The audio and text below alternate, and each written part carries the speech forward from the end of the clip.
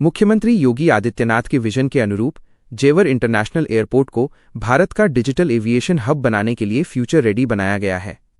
यह अत्याधुनिक तकनीक से लैस देश का सबसे आधुनिक हवाई अड्डा होगा। एयरपोर्ट में ड्यूल फाइबर ऑप्टिक नेटवर्क, 2 स्वतंत्र डेटा सेंटर और एक एकीकृत नेटवर्क इंफ्रास्ट्रक्चर स्थापित किया गया है, जो निर्बाध और सुरक्षित डेटा कनेक्टिविटी सुनिश्चित करेगा।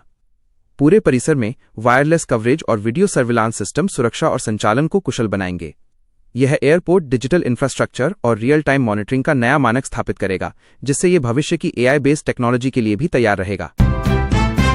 योगी सरकार के प्रयासों और उत्तर प्रदेश राज्य ग्रामीण आजीविका मिशन के सहयोग से ग्रामीण महिलाएं चुनौतियों को विकास में बदल रही हैं। अलीगढ़ के टप्पल ब्लॉक के भरतपुर गांव का उदाहरण सामने है, जहां टप्पल समृद्धि महिला किसान प्रोड्यूसर कंपनी लिमिटेड FPO के तहत 1000 से अधिक महिलाएं कचरे को खाद में बदलकर आय अर्जित कर रही हैं।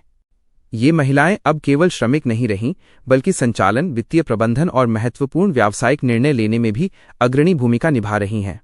इसके अलावा BC सखी योजना के तहत 39,000 से अधिक महिलाएं ग्रामीण वित्तीय व्यवस्था का अभिन्न अंग बन गई हैं, जिन्होंने हजारों करोड़ रुपए का लेन देन किया है। रानी मिस्त्री प्रशिक्षण जैसी पहलों से भी महिलाएं आत्मनिर्भरता की ओर बढ़ रही हैं। उत्तराखंड की अर्थव्यवस्था को पर्यटन और तीर्थाटन में भारी वृद्धि से बड़ी गति मिली है। पिछले 3 से 4 वर्षों में 23 करोड़ से अधिक पर्यटक और तीर्थयात्री उत्तराखंड पहुंचे हैं। धामी सरकार द्वारा धार्मिक, आध्यात्मिक और साहसिक पर्यटन के प्रचार प्रसार और निवेश से पर्यटकों की संख्या दोगुनी हो गई है। इस वर्ष चारधाम यात्रा में ही तीर्थयात्रियों की संख्या 50 लाख तक पहुंच रही है। पर्यटन में आई इस उछाल के कारण स्थानीय लोगों की आय में वृद्धि हुई है और रोजगार के नए अवसर भी पैदा हुए हैं, जिससे राज्य के मुजफ्फरनगर में पुलिस ने अवैध हथियार बेचने वाले एक गिरोह का पर्दाफाश किया है। ककरौली थाना पुलिस ने मुठभेड़ के बाद 7 आरोपियों को गिरफ्तार किया है, जिनमें अग्निवीर परीक्षा पास कर चुके 2 युवक भी शामिल हैं। ये गिरोह रोमियो और भौकाल जैसे नाम से व्हाट्सएप ग्रुप बनाकर हथियारों की खरीद फरोख्त करता था। आरोपी इंस्टाग्राम पर भी हथियारों का प्रदर्शन करते थे और तमंचे 5,000 रुपये में बेचते थे। पुलिस ने इनके कब्जे से 14 तमंचे और कारतूस बरामद किए हैं। गिरफ्तार आरोपी मुजफ्फरनगर और हरिद्वार जिले के रहने वाले हैं। आजमगढ़ के आराजी बैरिया गांव के सिवान में एक 65 वर्षीय वृद्ध किसान त्रिभुवन पांडेय का शव खेत में मिला है। परिजनों ने आशंका जताई है कि यह हत्या है, क्योंकि आज रविवार ही मृतक द्वारा 4 माह पहले खरीदी गई जमीन की पैमाइश होनी थी। मृतक को शनिवार शाम को घर से बाजार के लिए जाते हुए देखा गया था। जमीन को लेकर उनका कुछ विवाद भी चल रहा था। पुलिस ने शव को कब्जे में लेकर पोस्टमार्टम के लिए भेज दिया है और मामले की जांच शुरू कर दी है। पोस्टमार्टम रिपोर्ट आने के बाद ही मौत के सही कारणों का पता चल पाएगा। दीपावली पर्व समाप्त होने के बाद उत्तराखंड के चंपावत जिले में स्थित मां पूर्णागिरी धाम में श्रद्धालुओं की भीड़ एक बार फिर उमड़ने लगी है। रविवार को 12,000 से अधिक भक्तों ने माता के दर्शन किए, जिससे मंदिर परिसर और टनकपुर बाजार में खासी चहल पहल देखने को मिली। श्रद्धालुओं की बढ़ती संख्या को देखते हुए प्रशासन ने धाम में अतिरिक्त पुलिस और PS बड़ी ईबल तैनात कर दिया है, ताकि सुरक्षा और व्यवस्था बनी रहे। मंदिर में सुबह 6 बजे से रात 8 बजे तक ही दर्शन की अनुमति है, जिसके बाद कपाट बंद कर दिए जाते हैं। उत्तर भारत के प्रमुख शक्तिपीठों में से एक मां पूर्णागिरी धाम में साल भर भक्त दर्शन के लिए आते रहते हैं, लेकिन पर्वों के बाद यह संख्या काफी बढ़ जाती है। त्योहारों के मौसम में यात्रियों की सुविधा के लिए रेलवे ने चंडीगढ़ और वाराणसी जंक्शन के बीच एक superfast special train O4227, O4228 को सीमित समय के लिए चलाने का फैसला किया है। ये ट्रेन रायबरेली, लखनऊ, बरेली, मुरादाबाद और अंबाला जैसे महत्वपूर्ण स्टेशनों से होकर गुजरेगी, जिससे रायबरेली के लोगों को उत्तर भारत के लिए आवागमन में बड़ी राहत मिलेगी। यह स्पेशल ट्रेन यात्रियों की अत्यधिक मांग को पूरा करने के लिए केवल 1 या 2 फेरे ही लगा रही है। आमतौर पर यह वाराणसी से 25 अक्टूबर और चंडीगढ़ से 26 अक्टूबर को चल रही है।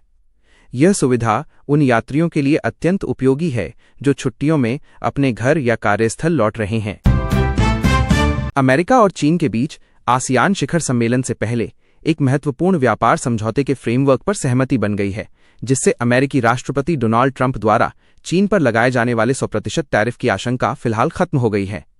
यह तनाव तब बढ़ा था जब चीन ने रेयर अर्थ मेटल्स के निर्यात पर नियंत्रण कड़ा कर दिया था, जिसके जवाब में ट्रंप ने 1 नवंबर से भारी टैरिफ की धमकी दी थी। अमेरिकी ट्रेजरी सेक्रेटरी स्कॉट बेसेंट ने समझौते की पुष्टि की है। इस सहमति में चीन द्वारा अमेरिकी कृषि उत्पादों की खरीद, फेंटानिल संकट से निपटने के उपाय और दुर्लभ खनिजों के निर्यात नियंत्रण पर अस्थायी रोक शामिल होने की उम्मीद है। ये सहमति ट्रंप और चीनी राष्ट्रपति शी जिनपिंग की आगामी मुलाकात से पहले व्यापार युद्ध में राहत की खबर लाई है। यह विवाद अमेरिका के उपराष्ट्रपति पद के उम्मीदवार जेडी वेंस की टिप्पणी के बाद शुरू हुआ। मुस्लिम पत्रकार मेहदी हसन ने सोशल मीडिया पर वेंस की भारतीय मूल की पत्नी उषा वेंस का उल्लेख करते हुए कटाक्ष किया था। इस पर डोनाल्ड ट्रंप की करीबी और दक्षिणपंथी नेता लॉरा लूमर ने मेहदी हसन को जवाब दिया। लूमर ने कहा कि वेंस की पत्नी मुस्लिम नहीं है और अगर वे होती तो वेंस कभी उपराष्ट्रपति नहीं बन पाते, क्योंकि mega make America great again white house में किसी मुस्लिम का समर्थन नहीं करेगा। उन्होंने हसन से पूछा कि क्या वे हिंदू और मुसलमान को एक मानते हैं। लूमर के इस जवाब पर हमें केवल इस्लाम से प्रॉब्लम है वाली टिप्पणी को लेकर तीखी बहस हुई। ऑस्ट्रेलिया से वनडे सीरीज में भारत की हार के बाद पूर्व वर्ल्ड चैंपियन खिलाड़ी कृष्णमाचारी श्रीकांत ने हेड कोच गौतम गंभीर के फैसलों पर बड़ा बयान दिया है। श्रीकांत ने गंभीर की कोचिंग शैली पर सवाल उठाते हुए कहा कि उनके नेतृत्व में भारत की परिस्थितियों में जो परिणाम सामने आए हैं वे या तो घातक रहे हैं या बेहद भयानक। उन्होंने गंभीर पर जल्दबाजी में फैसले लेने का आरोप लगाया और कहा कि इससे मिले नतीजे असाधारण रहे हैं। श्रीकांत ने सुझाव दिया कि गंभीर को टीम में लगातार और सही संयोजन बनाए रखना चाहिए और जल्दबाजी में बदलाव करने से भारत की हार के बाद ये बयान का। बिहार में विधानसभा चुनाव को लेकर सियासी सरगर्मी चरम पर है, लेकिन कांग्रेस नेता राहुल गांधी की चुनाव प्रचार में अनुपस्थिति चर्चा का विषय बनी हुई है। राहुल गांधी ने अगस्त-सितंबर में वोटर अधिकार यात्रा के साथ बिहार में अपनी सक्रियता दिखाई थी, जिसकी समापन सभा को उन्होंने पटना में संबोधित भी किया था। उस दौरान उन्होंने बेरोजगारी और वोट चोरी जैसे मुद्दों पर बीजेपी को घेरा था। हालांकि उस यात्रा के बाद से वो बिहार नहीं आए हैं।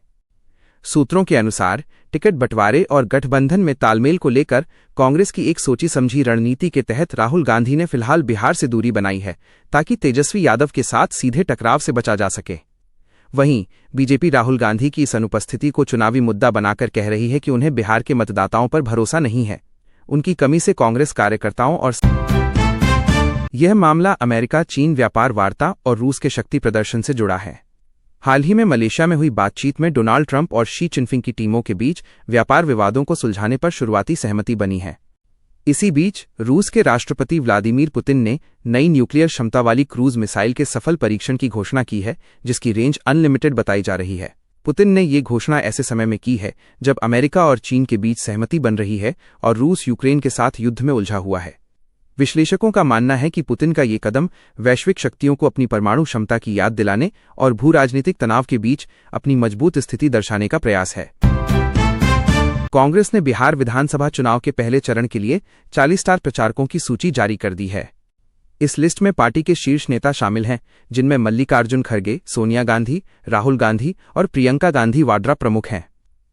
इनके अलावा छत्तीसगढ़ के मुख्यमंत्री भूपेश बघेल, राजस्थान के पूर्व मुख्यमंत्री अशोक गहलोत, हिमाचल प्रदेश के मुख्यमंत्री सुखविंदर सिंह सुक्खू, दिग्विजय सिंह और लोकसभा में कांग्रेस के नेता अधीर रंजन चौधरी को भी जगह मिली है। साथ ही केसी वेणुगोपाल, मीरा कुमार, सचिन पायलट, कन्हैया कुमार, पप्पू यादव और उनकी पत्नी रंजीत रंजन जैसे नेताओं को भी पहले चरण के लिए प्रचार की जिम्मेदारी दी गई है। इन सभी नेताओं को छठ पूजा के बाद चुनावी अभियान में पूरी ताकत झोंकने की उम्मीद है।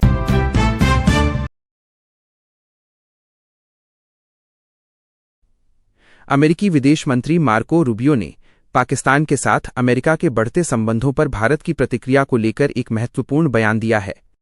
रूबियो ने कहा कि भारत काफी परिपक्व और कूटनीतिक रूप से समझदार है। उन्होंने कहा कि अमेरिका पाकिस्तान के साथ अपने रणनीतिक संबंधों को मजबूत करना चाहता है, लेकिन ये भारत के साथ हमारी दोस्ती की कीमत पर नहीं होगा।